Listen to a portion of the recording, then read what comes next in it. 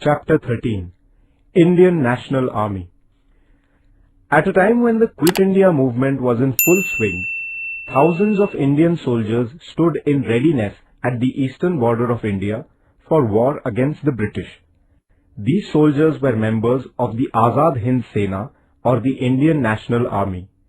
Netaji Subhash Chandra Bose was their leader. Subhash Chandra Bose had been twice elected as the president of the Indian National Congress.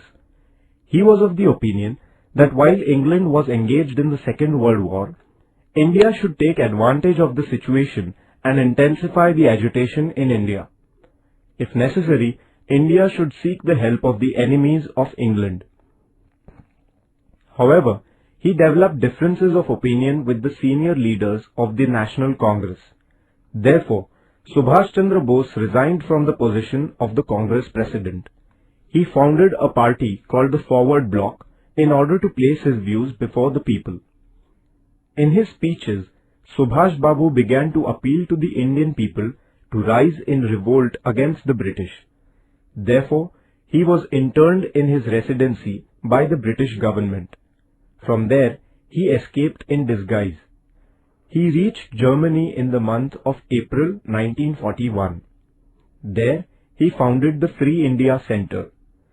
From the Berlin radio station in Germany, he appealed to the Indian people to join an armed struggle for the independence of India. However, he did not get the expected help from Germany. At the same time, Rash Behari Bose requested him to come to Japan.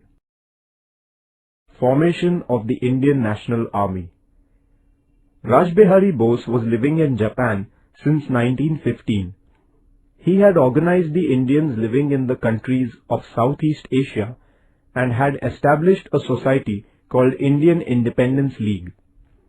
Japan had conquered those territories in Southeast Asia which had been under British possession in the early part of 1942.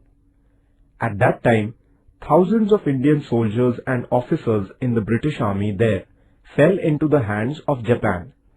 Rash Behari Bose, with the help of Captain Mohan Singh, formed a battalion of these Indian prisoners of war. It was named as the Indian National Army or the Azad Hind Sena.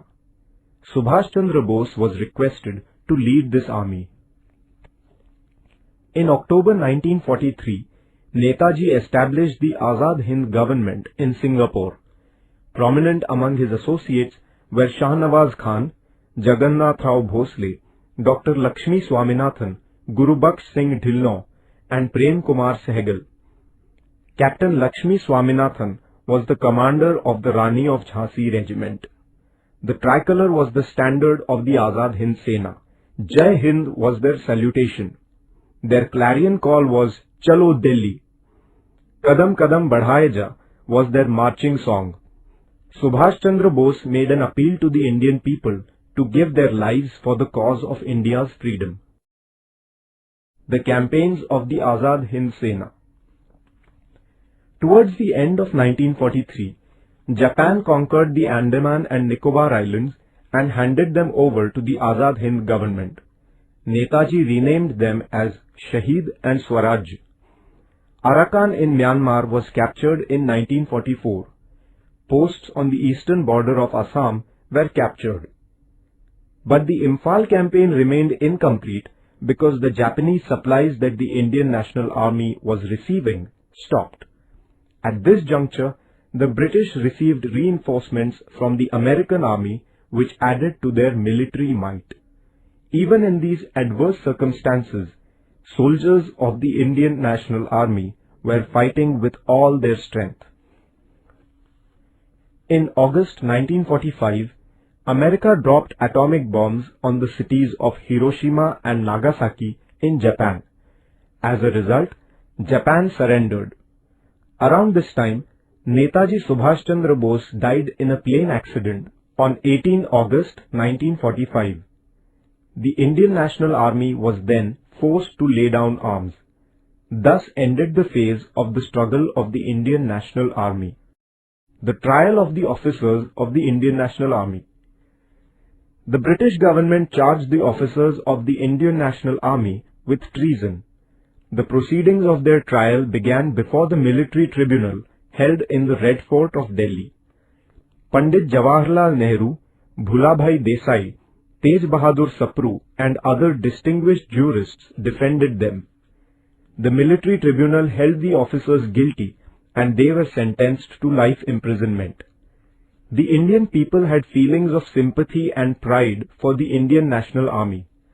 The punishments given to the officers by the British government gave rise to feelings of outrage against the British government among the Indian people. The British government had to suspend the sentences given by the military tribunal. The revolts of the Indian naval ratings and of the air forces. The inspiration provided by the Indian National Army caused discontent against the British power among the soldiers in the Navy and Air Force. It burst out on the British warship Talwar at Mumbai on 8 February 1946.